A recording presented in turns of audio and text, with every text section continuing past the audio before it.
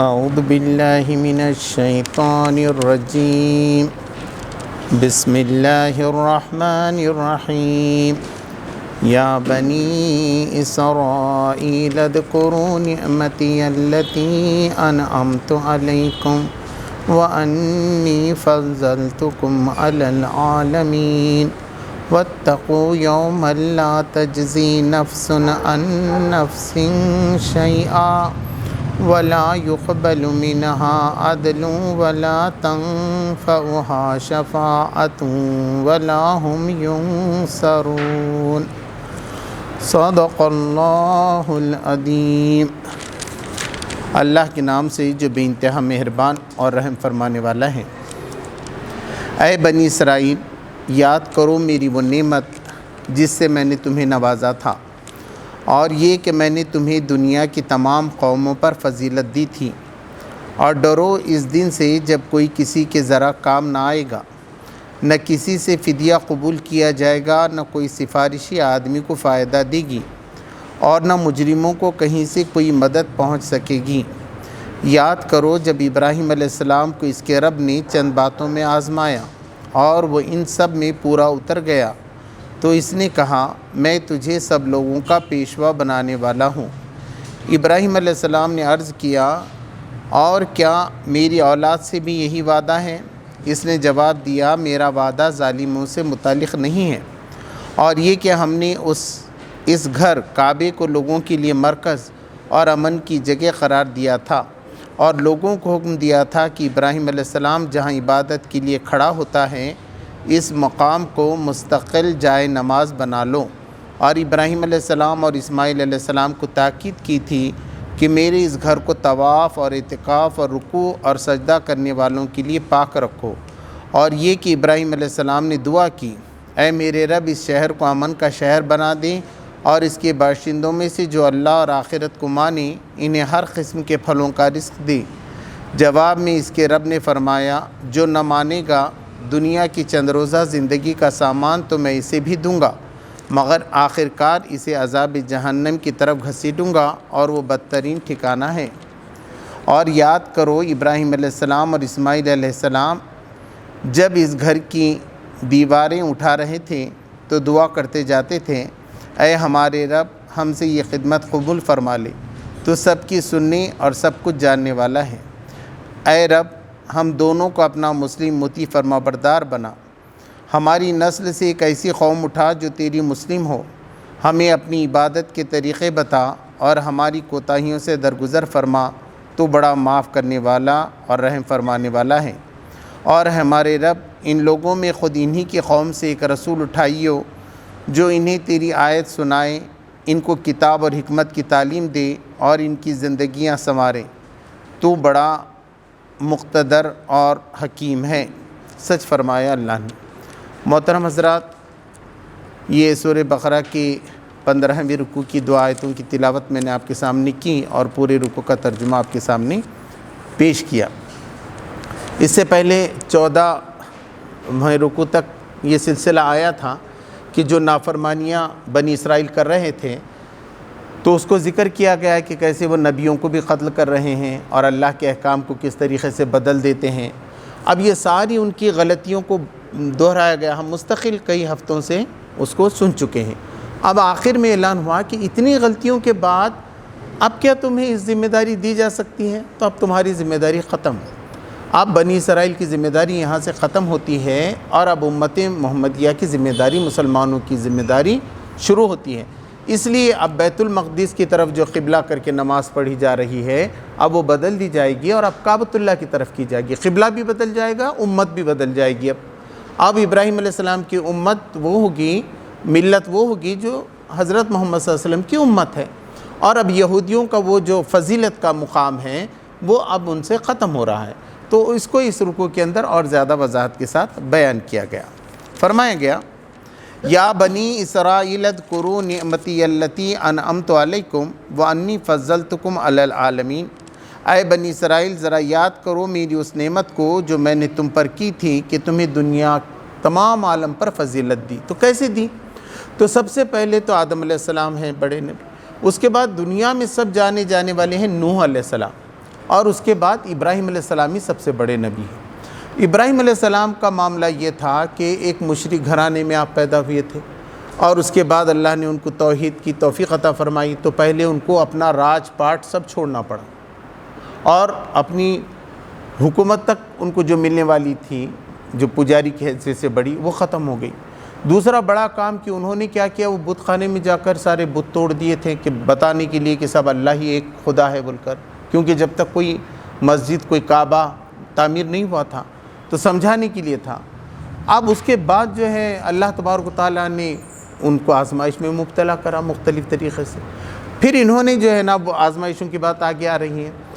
اس کے بعد یہ ہوا کہ وہ ار کے مقام پہ پیدا ہو گئے تھے، پھر ان کو ہجرت کرنی پڑی آگ میں ڈالنے کے بعد، پھر وہاں جانے کے بعد جب ان کو بچہ ہوا تو پھر اس کے بعد وہ ادھر تک چلے گئے، شام مصر تک چلے گئے، اور فلسطین سے آگے وہ ادھر بڑھ گئے، اور بعد میں جو ہے وہ مکہ کے پاس آئے، اور مکہ میں آ کر انہوں نے کعبۃ اللہ بنایا۔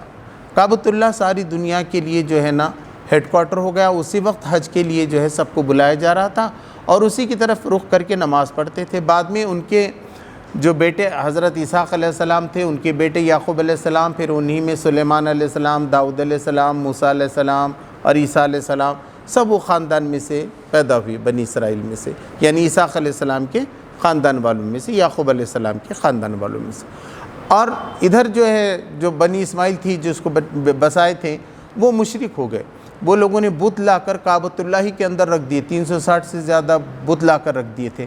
تو اب یہ دونوں بھی باتیں اس کے اندر آ گئیں۔ ایک تو کہا کہ یہودی اور عیسائی بھی اب اس کے قابل نہیں رہے کہ ان کی فضیلت باقی رہ گئی، اور یہ مشرکین مکہ بھی نہیں رہے کہ انہوں نے تو خدا کے علاوہ کتنوں کو جو ہے بت بنا کر رکھ دیا تھا۔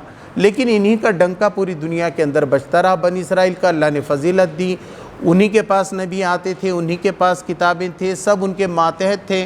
جو آس پاس کے لوگ تھے وہ بھی اپنے آپ کو بنی اسرائیلی کہتے تھے، کیونکہ ان کے دبدبے میں جو ہے رہتے تھے۔ تو یہ اللہ نے بڑا انعام ان پہ کیا تھا، ان کو فضیلت دی تھی پوری دنیا پہ۔ تو اللہ نے اب ان کو یہ ساری باتیں ان کی بتانے کے بعد، نافرمانیاں بتانے کے بعد بتایا کہ اے بنی اسرائیل ذرا یاد کرو کیسی کیسی نعمتیں میں نے تم کو دی۔ سب سے بڑی نعمت تو یہ تھی کہ پورے عالم پہ تم کو فضیلت دی تھی۔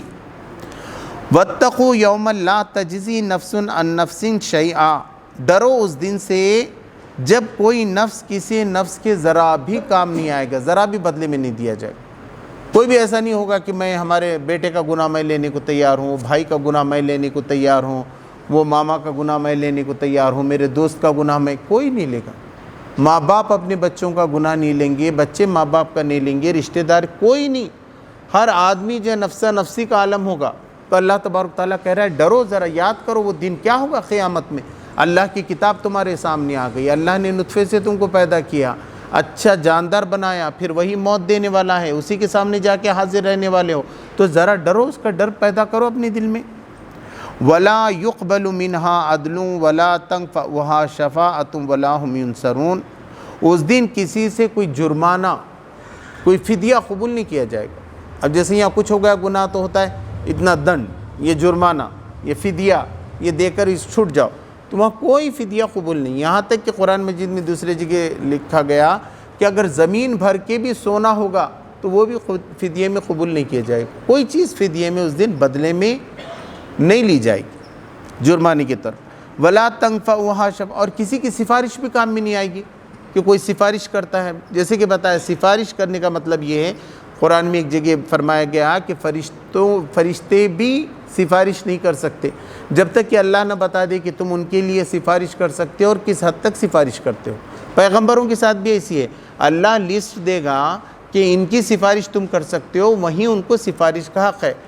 سب سے ہٹ کر کوئی ایسا ضد کر کے نہیں بیٹھ سکے گا کہ میں ان کو اس کو بخشواتا ہوں، اس کو میں جنت میں لے کے جا سکتا ہوں، ایسا اللہ کے سوا کوئی بھی نہیں ہے۔ سفارش اس حال میں ہے کہ اللہ تبارک و تعالیٰ کسی کے کچھ غلطیاں ہوں گی، اللہ کہے گا کہ بالکل دوزخ میں جانے والے ہیں، باؤنڈری پہ ہیں، تھوڑے ہیں، معاف کیجیے، اگر آپ ان کی سفارش کرتے ہیں تو یہ جنت میں جا سکتے ہیں۔ تو جب کچھ فرشتے بھی سفارش کر سکیں گے، یہ حفاظ بھی کر سکیں گے، جو دین کا کام کرنے والے ہیں وہ بھی کر سکیں گے، اور انبیاء علیہ السلام بھی کر سکیں گے، اور خاص طور پر نبی کریم صلی اللہ علیہ وسلم۔ ولا ہم ینصرون، اور نہ ان کی کوئی مدد کی جائے گی، ان کی کوئی مدد نہیں کی جائے گی وہاں پر قیامت کی۔ وَإِذِ ابْتَلَىٰ إِبْرَاهِيمَ رَبُّهُ بِكَلِمَاتٍ فَأَتَمَّهُنَّ، اور یاد کرو جب ہم نے ابراہیم علیہ السلام کو اس کے رب نے آزمایا چند باتوں تو اس نے اس کو پورا کر دیا۔ کلمات کہا گیا، کلمہ ایک ہے، ہم جو کلمہ پڑھتے ہیں لا الہ الا اللہ، ایسے کئی کلمے ہوں تو بات ایک بات، کئی بات بولے تو کلمات، تو کئی احکام کے اندر اللہ تبارک و تعالیٰ نے امتحان لیا۔ امتحان دینے کے بعد کیا ہوتا ہے؟ یا تو آدمی پاس ہوتا ہے یا فیل ہوتا ہے۔ تو اللہ تبارک و تعالیٰ ہر ایک کو آزماتا ہے، ہر مسلمان کو آزماتا ہے، ہر انسان کو آزماتا ہے، اچھے برے حالات سے آزماتا ہے۔ تو یہ آزمائش اللہ تبارک و تعالیٰ نے جب کی ابراہیم علیہ السلام کی تو انہوں نے پورا کیا۔ تو کیا تھی وہ آزمائش؟ پہلی آزمائش تو یہ تھی کہ اتنے بڑے بت خانے میں جا کر انہوں نے بتوں کو توڑا اور لوگوں کے سامنے شرک کو ثابت کر دیا۔ اس کا غصہ ان کو یہ آیا کہ انہوں نے کہا کہ اس کو آگ کا علاوہ کرو اور اس میں ڈال دو۔ ابراہیم علیہ السلام بالکل تیار ہو گئے، اللہ نے کچھ بھی کہا کہ اللہ چاہتا ہے میں جاؤں تو میں تیار ہوں، اور جب آگ میں جھونک دیا گیا تو اللہ تبارک تعالیٰ نے کہا یا نارو کونی بردن و سلاما علی ابراہیم، کیا ٹھنڈی ہو جا اور سلامتی بن جا۔ تو ابراہیم علیہ السلام کو یہ ہوا کہ انہوں نے چھو کے دیکھا کہ جو آگ تھی وہ باغ بن گئی پوری کی پوری۔ تو معلوم یہ ہوا کہ میرا خدا کام کرتا ہے، میرا خدا مدد کر، ان کا یقین تو اور بڑھ گیا قربانی کے بعد۔ تو جب آزمائش ہوتی ہے نا، امتحان کے بعد کیا ہوتا ہے؟ پوزیشن بڑھ جاتی، یا تو آدمی فرسٹ رینک میں آ گیا تو اس کا پوزیشن بڑھ گیا، اور نہیں ہوا تو چلا گیا۔ تو ایسے جب ابراہیم علیہ السلام کامیاب ہو گئے، وہ دیکھے تو اللہ کے پاس بھی ان کا مرتبہ بڑھ گیا اور ان کا کانفیڈنس بھی بڑھ گیا۔ ڈگری کے بعد بھی کانفیڈنس بڑھتا ہے آدمی کا کہ میں تو اب ہو گیا، سب ڈاکٹر ہو گیا، مسئلہ حل ہو گیا، انجینئر بن گیا، میں فلاں کورس پورا کر لیا۔ تو ایک کامیابی کا وہ تھا۔ تو ہوا یہ کہ اللہ تبارک و تعالیٰ کی اس میں وہ پورے اترے۔ پھر ان کو ہجرت کرنا پڑا، لوط علیہ السلام ان کے ساتھ آئے۔ ہجرت کرنے کے بعد اب ہجرت کرنا، اپنے وطن کو چھوڑنا کوئی معمولی بات نہیں ہے۔ ابھی آپ نے دیکھا لاک ڈاؤن میں جو لوگ کمانے کے لیے گئے تھے، بھارت میں سب سے بڑی ہجرت ہوئی ہے دنیا کی۔ اتنے لوگ اپنے اپنے گاؤں کو جو جاتے وقت مرے اور ستائے گئے، بہت بری حالت رہی تھی۔ آپ ان سے جا کے پوچھئے کہ گھر بار اپنا چھوڑ کے کہیں اور جانا، راستے پہ رہنا، نئی جگہ ڈھونڈنا ایک مشکل تھا، اس میں بھی وہ پورے اترے۔ پھر بچہ نہیں ہوا ان کو کئی دن تک، 90 سال تک، 80 سال تک۔ اس کے بعد انہوں نے اللہ سے دعا کی تو اللہ تبارک تعالیٰ نے بڑھاپے میں اولاد عطا فرمائی۔ اب بڑھاپے میں اولاد عطا فرمائی تو اس کو بھی یہ کہا کہ جا کے جہاں کعبہ ہے وہ بیابان جگہ تھی، وہاں لے جا کر چھوڑ دو۔ دودھ پیتا بچہ، اس کو لے جا کر چھوڑ دیا۔ ان کی والدہ کو بھی چھوڑ دیا، حاجرہ علیہ السلام۔ اب وہ دوڑتی تھیں صفا سے مروہ کی طرف، اب اس کو حج کے لیے چن لیا گیا ہے۔ اور جہاں پر اسماعیل علیہ السلام کو چھوڑا تھا، ان کی ایڑیاں جب وہ رگڑ رہے تھے، اللہ تبارک تعالیٰ نے خدا کی قدرت کی وہیں سے زمزم کو پیدا کر دیا۔ تو یہ ہمارا آزمائش تھی نا چھوڑ کے آنے کی پہلے، بعد میں یہ سارے انعامات ان پہ ہو گئے۔ تو یہ دوسری آزمائش میں بھی وہ کامیاب ہو، اور کئی ہیں۔ اس کے بعد ہوا یہ کہ سب سے بڑی آزمائش یہ ہوگی کہ بچہ جب ان کے ساتھ کام کرنے کے لائق ہو گیا، 12-13 سال کا ہو گیا، اور کعبۃ اللہ بنانے میں بھی جس نے ساتھ دیا، تو ایک دن انہوں نے کہا کہ انی ارا فی المنام انی اذبحک، کہ میں نے اے میرے بیٹے، یا بنیا انی ارا فی المنام، اے میرے بیٹے کہ میں نے خواب میں دیکھا کہ میں تجھے ذبح کر رہا ہوں، فانظر ما ترى، بتا تو کیا کرنا ہے۔ تو انہوں نے بھی کہا کہ اے ابا جان، کر گزریے جو بات آپ کو کہی جا رہی ہے، آپ مجھے سجدہ کرنے والوں میں پائیں گے۔ پھر وہ دونوں جب راضی ہو گئے اور الٹے منہ لٹا دیا، یہ سورہ صافات کی آیتیں ہیں، تو لٹا دیا، تو اللہ تبارک تعالیٰ نے منادانا یا ابراہیم کہ قد صدقت رؤیا، اے ابراہیم ٹھہر جاؤ، اب تم نے اپنا خواب سچ کر دیا۔ انا کذالک نجزی المحسنین، ہم محسنوں کو ایسی بدلہ دیتے ہیں۔ تو اس سے اللہ نے ہٹا دیا، اور اس کی جگہ پہ کیا، بذبح عظیم وفدیناہ، اور فدیے میں ہم نے کیا کیا، وفدیناہ بذبح عظیم، بڑی ایک دمبے کی قربانی اللہ تبارک و تعالیٰ نے دے دی۔ تو یہ ساری قربانیاں تھیں، ایک کے بعد ایک قربانی، پہلے ہجرت کی قربانی، بچے کو چھوڑنے کی قربانی، اور بچے کو قربان کرنے کی قربانی۔ تو یہ جب سب ہو گیا اور اس میں سب میں پاس ہو گئے پورے امتحانات، لوگ بتاتے ہیں کہ جتنی آزمائش ابراہیم علیہ السلام کی گئی شاید ہی کسی کی، اور بڑی بڑی آزمائشیں کی گئی، لیکن وہ سب میں پورے، ان کی پوری زندگی قربانی کا نمونہ ہے۔ تو اللہ تبارک تعالیٰ نے فرمایا قال انی جاعلک للناس اماما، تو اللہ تبارک تعالیٰ نے کہا کہ اب جتنے انسان دنیا میں آئیں گے ان سب کا امام پیشوا تم ہی ہے۔ آج بھی ابراہیم علیہ السلام ہی پیشوا ہے۔ آج بھی دنیا میں جتنی آبادی ہے سمجھو 8 کروڑ آبادی ہے، 8 کروڑ آبادی میں سے تقریباً 6 کروڑ سے زیادہ جو ہے نا وہ عیسائی، مسلمان اور یہودی ہیں، اور یہ تینوں ابراہیم علیہ السلام کو مانتے ہیں۔ 75% سے زیادہ لوگ دنیا میں آج بھی ابراہیم علیہ السلام ہی کو اپنا امام مانتے ہیں۔ تو اللہ تبارک تعالیٰ کی قرآن کی بات دیکھیے، آج بھی صحیح ثابت ہو رہی ہے اور ہے پہلے سے بھی، اور تائید ہو رہی ہے اس بات کی۔ تو کہا کہ ہم سارے انسانوں کا امام تمہیں بنا رہے ہیں، لیڈر، رہنما، اب تم کو ہم فضیلت بخش رہے ہیں دوسروں پر۔ قال ومن ذریتی، کہا کہ میرے بچوں کے لیے، میری اولاد جو ہو رہی ہے، نطفے سے ہو رہی ہے، خاندان جو چل رہا ہے میرا، کیا ان کے لیے بھی یہ وعدہ ہے؟ قال لا ینال عہد الظالمین، تو اللہ تبارک تعالیٰ نے کہا کہ ظالمین کے ساتھ نہیں۔ اب ظلم کس کو کہتے ہیں؟ ظلم کہتے ہیں کسی کے ساتھ زیادتی کرنے کو، مگر اللہ کی نافرمانی کرنے کو بھی کہتے ہیں کہ اب اللہ کی بندگی کوئی نہیں کر رہا ہے، اللہ کے احکام پہ غور نہیں کر رہا ہے، اللہ کی باتوں کو نہیں مان رہا ہے، تو اس کے لیے امامت کا وعدہ نہیں ہے بلکہ سزا کا وعدہ ہے۔ تو کہا کہ ظالموں کے لیے میرا یہ وعدہ نہیں ہے۔ پھر کیا ہوا؟ وَإِذْ جَعَلْنَا الْبَيْتَ مَثَابَةً لِلنَّاسِ وَأَمْنًا، یاد کرو وقت جب ہم نے پھر اس بیت کو، اس گھر کو، خانہ کعبہ کو مرکز بنا دیا۔ سارے لوگ، بار بار لوگ وہاں آتے ہیں، مرجع، مرکز۔ مرکز کیوں کہتے ہیں؟ کہ لوگ بار بار سب وہاں جمع ہوتے ہیں۔ تو آج دنیا کا مرکز کعبہ ہے۔ وَأَمْنًا، اور امن کی جگہ بنایا۔ اب دیکھیے سب جگہ وہاں جھگڑے چلتے تھے، لڑائیاں چلتے تھے، خون ہوتا تھا، لوگ اچک لیے جاتے تھے، چوری ہوتی تھی، مگر کعبۃ اللہ ایسا تھا کہ وہاں کوئی بھی نہیں، دشمن بھی دشمن کو دیکھے گا تو ہاتھ نہیں بڑھا سکتا، سکون کے ساتھ۔ کتنا بڑا دشمن بھی ہے تو انہیں طواف کرتے رہتا تھا، اس کو کسی کے جان لینے کا ڈر نہیں رہتا تھا اس کو کہ مجھ پہ کوئی حملہ کرے گا۔ وہاں سب مشرکین بھی رہتے تھے اور یہ سب بھی، تو آس پاس کے لوگ اچک لیے جاتے تھے مگر اس کو نہیں۔ اچھا، قافلوں کو بھی یہ کہہ کر کہ وہ ہدی کے جانور ہیں، کعبہ کو جا رہے ہیں، تو لوگ حاجیوں کو نہیں لوٹتے تھے، اور اسی لیے قریش کی مزہ ہو رہی تھی۔ اطعمہم من جوع وآمنہم من خوف، اللہ نے کہا ہم نے بھوک میں تم کو کھانا کھلایا اور ڈر کے مقابلے میں جو ہے تم کو امن دیا۔ تو قریش جو مزے میں تھے اسی وجہ سے تھے، یہ اللہ تبارک و تعالیٰ نے پہلے سے اس کو امن کی جگہ بنایا۔ وَاتَّخَذُوا مِن مَّقَامِ إِبْرَاهِيمَ مُصَلًّى، اور تم بنا لو جہاں ابراہیم علیہ السلام کا مقام ہے نماز پڑھنے کا۔ ایک ہے دیکھو مقام، منہ سے آتا ہے، وہ مقام بولے تھے جہاں آدمی رہتا ہے کرتا ہے، اور مقام کے ایک معنی درجے کے ہیں، درجہ بلند کرنا۔ وہ کون سی پوسٹ پہ کیا مقام ہے ان کا، وہ ماں سے آتا ہے، ماں زبر ماں۔ اور بیچ میں کہیں اسٹیشن پہ آپ رک رہے، تھوڑی دیر کے رک رہی ہے، اس کو بھی مقام بولتے ہیں۔ یعنی اب جا رہے تھے یہاں سے بمبئی کو، فون کرے کہاں ہیں، کس مقام پہ ہیں آپ، تو وہ حسن آباد تک، اس کو بھی ٹیمپرری۔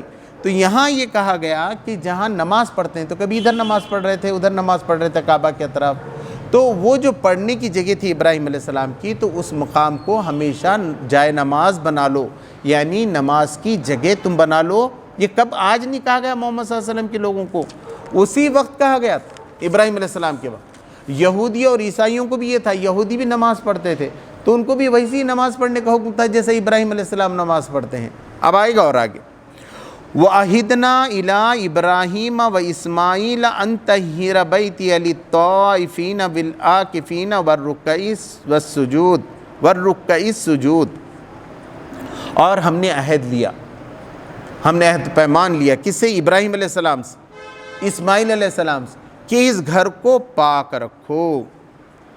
ان طہیر بیتی، میرے اس گھر کو پاک رکھو۔ اب پاک رکھنے کا مطلب کیا ہے؟ صاف رہنا چاہیے، مسجد بھی صاف ہے، چادر صاف ہونا چاہیے، وضو کی جگہ صاف ہونا چاہیے، کوئی آدمی آئے تو اس کا دل لگے عبادت کے اندر، شور شرابہ غل نہیں ہونا چاہیے، کوئی ایسا زور زور کی باتیں کرتے ہوئے نہیں رہے کہ ڈسٹرب کر کے جو ہے نا وہ لوگوں کی عبادت میں خلل پیدا ہوتا ہو، ایسا شور ہنگامہ مسجد میں بھی نہیں ہونا چاہیے، خاص طور پر کعبۃ اللہ میں تو ہونا ہی نہیں چاہیے۔ دوسرا، وہ گندگی سے پاک ہو، یعنی وہاں کوئی شراب پی کر بھی نہ آئے، وہاں کوئی شرک بھی نہیں کرے، کوئی بت بھی نہیں کرے، اور اللہ کے سوا کسی کو پکارے بھی نہیں۔ سب سے بری بات تو شرک ہے، ناپاکی ہے۔ اللہ تبارک و تعالیٰ کہتا ہے ان الشرک لظلم عظیم، کہ شرک سب سے بڑا ظلم ہے۔ اور ہم کہتے ہیں نا نجس کیا ہے؟ مشرکین نجس ہیں، گندگی ہے کہ انہوں نے گندگی اپنے اندر پھیلا لی، صحیح خدا کو چھوڑ کے دوسرے خداؤں کے سامنے جھک رہے، جو ہے ہی نہیں خدا ان کے سامنے جھک رہے، تو یہ گندگی بھی نہیں ہونا چاہیے، وہاں شرک کی بات نہیں ہونی چاہیے۔ تو الحمدللہ یہ سب ہو رہا تھا، مگر اب دیکھیے مکہ کے لوگوں نے کیا کر دیا، اسی کے اندر لا کے 360 بت رکھ دیے تھے، اس کو ہی گندہ کر دیے تھے۔ اللہ تبارک تعالیٰ کہہ رہا ہے یہ حکم ہم نے ابراہیم علیہ السلام کے زمانے میں دیا تھا، اور کس کے لیے کریں؟ للطائفین والعاکفین والرکع السجود، طواف کرنے والوں کو۔ طواف کہتے ہیں جو پھیرے مارتے کعبہ کے اطراف، اس کو بولتے ہیں، وہ خود ایک نماز، مگر وہ نماز وہیں پڑھی جا سکتی ہے، بہت بڑی۔ یہ ایسا ہے جیسا شمع کے اطراف پروانے گھومتے نا، شمع کے اطراف جیسا پروانے گھومتے، تو توحید کا پروانہ وہاں گھومتا ہے، اس کو ہی مزہ، جس نے طواف کیا ہے اس کو معلوم طواف کا کیا مزہ رہتا ہے، اور اس کا ثواب بہت زیادہ ہے۔ اب پہلے لوگ نماز پڑھنا وہاں کے طواف کرنا، تو طواف کا زیادہ ثواب، اس لیے نماز ہونے تک لوگ طواف کرتے ہیں، جیسی پھر آخری میں اقامت ہوتی ہے تو لوگ طواف چھوڑ کر آ کر نماز کے اندر جو ہے شریک ہوتے۔ عاکفینہ اعتکاف سے ہے، اعتکاف کرنا یعنی سب سے کٹ کے اللہ کا ہو جانا۔ رمضان میں کرتے ہیں، ہمارے پاس لوگ آتے ہیں تو پھر گھر کو نہیں جاتے، یہیں کھانا آئے گا پینا آئے گا، وہ سب وہ واپس نہیں جاتے ہیں، ایک سو ہو جاتے ہیں، دنیا داری نہیں کرتے، بزنس نہیں کرتے، کچھ بھی نہیں کرتے، بس اللہ کے گن گاتے رہتے ہیں، اسی کے ذکر میں لگے رہتے ہیں، اس کو کہتے ہیں اعتکاف۔ تو اعتکاف کرنے والے وہاں اعتکاف ہوتا ہے، اور بہت بڑا ہے، وہاں اعتکاف کرنا دوسرے مسجدوں میں اعتکاف کرنے کے مقابلے میں 1,00,000 گنا زیادہ ثواب، اس لیے رمضان میں لوگ جا کر اعتکاف بھی وہاں کرتے ہیں۔ تھوڑی دیر کے لیے بھی آپ کر سکتے ہیں، 10 دن کے لیے تو سنت ہے، واجب سنت موقدہ ہے۔ اب اس کے بعد فرمایا کہ والرکع السجود، اور رکوع اور سجدہ کرنے والوں کے لیے۔ اب یہ معلوم ہوا کہ نماز میں ہمیشہ سے رکوع اور سجدہ رہا ہے، یہودیوں کے پاس بھی تھا، توریت میں بھی تھا، اس کے بغیر نماز ہی نہیں ہو سکتی تھی، ان کو رکوع کرنا پڑتا تھا، سجدہ کرنا پڑتا، مگر انہوں نے شکل ہی بدل دی اپنی نماز، انہوں نے نماز ہی چھوڑ دیے، ضائع کر دیے، اور انہوں نے صرف قربانی کو پکڑ لیا۔ اور توریت کے اندر آتا ہے، مولانا حمید الدین فراہی رحمۃ اللہ علیہ نے ایک ذبح بول کی کتاب لکھی ہے، اس میں بڑی تفصیل سے لکھا ہے کہ توریت میں یہ سب دیا گیا تھا، قربانی کی بات آئی تھی، جو قربانی ہم کرتے ہیں کعبۃ اللہ کی، تو سب سے بڑی بات قربانی کی ہے، اور عید قربان سے اس کا تعلق ہے۔ تو انہوں نے کیا کیا معلوم ہے، اسی کو پکڑ لیا قربانی کا، تو انہوں نے بعد میں بیت المقدس کو بھی کیا، تو وہاں بھی قربانی دیتے تھے، مگر اس کا رخ ہمیشہ کعبۃ اللہ کی طرف ہی ہوتا تھا، جو ذبح گاہیں ہوتی تھی ادھر منہ کر کے وہ قربانی دیا کرتے تھے، تو انہوں نے قربانی کو عبادت بنا لیا اور نماز کو جو ہے وہ ضائع کر دیا تھا۔ وَإِذْ قَالَ إِبْرَاهِيمُ رَبِّ اجْعَلْ هَٰذَا بَلَدًا آمِنًا، پھر ابراہیم، یاد کرو وقت جب ابراہیم علیہ السلام نے کہا کہ اے میرے رب اس شہر کو، شہر نام بکہ بولے تو شہر بھی ہوتا ہے، مکہ کا نام بھی شہر ہوتا ہے، تو اس شہر کو بلدن آمنا، امن کا شہر بنا دی۔ یہ دعا کس کی تھی؟ یہ ابراہیم علیہ السلام کی دعا تھی امن بنانے، تو اللہ نے امن کا شہر بنا دیا۔ وَارْزُقْ أَهْلَهُ مِن ثَمَرَاتِ مَنْ آمَنَ مِنْهُمْ بِاللَّهِ وَالْيَوْمِ الْآخِرِ، اور رزق دے اس کے رہنے والوں کے لیے اچھے پھلوں میں سے جو ایمان لائیں ان میں سے اللہ پر اور آخرت کے دن پر، چونکہ اوپر اللہ تبارک تعالیٰ نے کہا تھا میرا وعدہ صرف اچھے لوگوں کے لیے ہے، ظالموں کے لیے نہیں، تو اللہ ابراہیم علیہ السلام نے یہاں بھی دعا کی کہ جو ان میں سے مسلمان ہوں گے، اللہ آخرت پر ایمان لائیں گے، ان کو اچھے پھلوں کی روزی دے، تو اللہ تبارک تعالیٰ نے کیا کہا۔ اور آج بھی دیکھیے مکہ میں کچھ بھی نہیں اگتا، سارے پہاڑی پتھریلا ہے وہ پورا، لیکن پورے دنیا کے پھل آج وہاں ملیں گے، آپ کو یہاں نہیں ملیں گے۔ مکہ میں گئے ہر قسم کا تربوز سیب لوگ دیکھ کے دھک رہ جاتے، وہ جب سے آ رہے کھینچ کھینچ کے، ایک زندہ معجزہ ہے اللہ تبارک تعالیٰ کا، اس لیے اللہ نے کہا کہ حج کو جانا چاہیے، عمرہ کو جانا چاہیے، تاکہ اللہ کی نشانیوں کو تم وہاں پر دیکھ سکو۔ قال ومن کفر فامتہ قلیلا، اللہ نے کہا کہ نہیں، جو کفر کرے گا، انکار کرے گا، ناشکری کر رہا ہے، نافرمان ہے میرا، تو میں کھانے پینے میں کمی نہیں کرتا، کافروں کو بھی محلے دیتا ہوں، بنگلے دیتا ہوں، کار دیتا ہوں، صحت دیتا ہوں، دولت اس کی کوئی قدر نہیں میرے پاس، میں ہدایت کی، امامت کی بات کر رہا تھا کہ امامت نہیں دوں گا ان کو، لیکن یہ دنیا کی زندگی تو سب کے لیے، کافروں کے لیے ہے، مشرکوں کے لیے، سب کے لیے، ان کو بھی دوں، اس میں شرط نہیں ہے، اللہ تبارک تعالیٰ نے فرمایا۔ ثم استرہ الی عذاب النار، پھر میں ان کو کھینچوں گا آگ کے عذاب کی طرف، وہ بیس المصیر، اور وہ بہت برا ٹھکانہ ہے۔ وَإِذْ يَرْفَعُ إِبْرَاهِيمُ الْقَوَاعِدَ مِنَ الْبَيْتِ وَإِسْمَاعِیل، اور یاد کرو جب دیواریں اٹھا رہے تھے ابراہیم علیہ السلام اور اسماعیل علیہ السلام کعبۃ اللہ کی، تو انہوں نے دعا کی ربنا تقبل منا، اللہ یہ قبول کر، ہم تو نماز پڑھ رہے ہیں، روزہ رکھ رہے ہیں، لیکن تو قبول فرما اس کو۔ اصل بات ہے اللہ کے پاس ہماری عبادت قبول ہو، اس کی کوشش ہونی چاہیے۔ بس آ رہے ہیں پڑھ کے چلے جا رہے ہیں، معلوم نہیں قبول ہو رہا ہے کہ نہیں ہو رہا وہ، تو اس کی طرف بھی دیکھنا چاہیے کہ اللہ، اور دعا بھی کرنا چاہیے اللہ میری عبادتوں کو، میری قربانیوں کو تو قبول فرما۔ انک انت السمیع العلیم، بے شک تو سننے والا اور جانے والا ہے۔ پھر انہوں نے دعا کی ربنا وجعلنا مسلمین لک، اے اللہ تبارک و تعالیٰ، اے ہمارے رب، ہم دونوں کو، باپ بیٹوں کو، اسماعیل علیہ السلام ابراہیم علیہ السلام کریں، ہم دونوں کو تیرا مسلمان بنا دے، تیرا اطاعت فرما بردار بنا دے۔ وَمِن ذُرِّيَّتِنَا أُمَّةً مُسْلِمَةً لَكَ، اور ہماری دونوں کی بھی جو نسل آگے آئے گی ان کو تو اپنی امت مسلمہ بنانے، وہ تیرے سب اطاعت و بندگی کرنے والے ہوں، فرما بردار ہوں تیرے لیے۔ وَأَرِنَا مَنَاسِكْنَا وَتُبْ عَلَيْنَا، اور ہم کو سکھا دے مناسک کے کیسے حج کرنا، کیسے نماز پڑھنا، کیسے اعتکاف کرنا، کیسے روزے رکھنا، کیسے اپنی پوری زندگی کو بندگی میں بدل دینا، یہ ساری باتیں تو ہم کو سکھا دیں۔ وَتُبْ عَلَيْنَا، اور ہماری توبہ کو تو قبول فرما۔ اِنَّكَ أَنْتَ التَّوَّابُ الرَّحِيمُ، بے شک تو توبہ قبول کرنے والا ہے، تو توبہ کو قبول کرتا ہے، گناہوں کو قبول معاف کرتا ہے، تو ہماری توبہ کو تو قبول فرما، بے شک توبہ قبول کرنے والا اور رحم فرمانے والا ہے۔ ربنا وابعث فیہم رسولا منہم یتلو علیہم آیاتک، اور اے ہمارے رب تو ایک رسول ان میں سے مبعوث کر، ایک رسول ان میں سے اٹھا جو ان کو تیری آیتیں پڑھ کر سنائے، یعنی قرآن۔ وَيُعَلِّمُهُمُ الْكِتَابَ وَالْحِکْمَةَ، اور وہ تعلیم دے کتاب کی کہ فرائض کیا ہیں یہ بتائے، اور یہ کتاب کی بھی تعلیم دے، اور حکمت بھی سکھائے کہ کیسا کرنا چاہیے۔ وَيُزَكِّهِمْ، اور ان کو پاک کرے، ان کی گندگیوں کو نکالے۔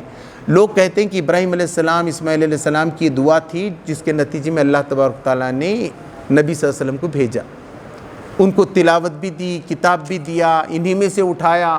تو اللہ تبارک تعالیٰ اب یہ بتا رہا ہے بنی اسرائیل ریجیکٹ ہو گئے، اب بتایا کہ اب یہ دور، یہ دعا کے نتیجے میں اب محمد صلی اللہ علیہ وسلم کی امت کو ہم یہ فضیلت دیتے ہیں، اب یہ کام کریں گے، یہ لوگوں کو اللہ کی طرف بلائیں گے۔ ان کے زندگی کا مقصد یہ ہے، میری زندگی کا مقصد تیرے دین کی سرفراز، میں اسی لیے مسلمان، میں اسی لیے نماز۔ اصل کام ہے لوگوں کو اللہ کی طرف بلانا، ان کے رب سے واقفیت کرانا، یہ مسلمانوں کا اصل فرض ہے۔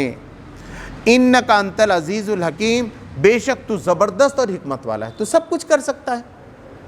تو یہاں پر بتایا کہ کتنی زبردست اسکیم کے ساتھ امت مسلمہ کو وجود میں لایا گیا ہے۔ اب ریجیکٹ ہو گیا، اب یہودی یہ کام نہیں کر سکتے، عیسائی یہ کام نہیں کر سکتے، اب یہ کام مسلمانوں کے کرنے کا ہے کہ سارے انسانوں کی بھلائی کے لیے اور سب کو اللہ کی بندگی کے لیے جو ہے وہ اس کی طرف بلائیں۔ اللہ تبارک تعالیٰ سے دعا ہے کہ مجھے آپ کو عمل کی توفیق عطا فرمائے۔ ربنا آتنا فی الدنیا حسنۃ وفی الآخرۃ حسنۃ وقنا عذاب النار۔ سبحان ربک رب العزۃ عما یصفون وسلام علی المرسلین والحمد للہ۔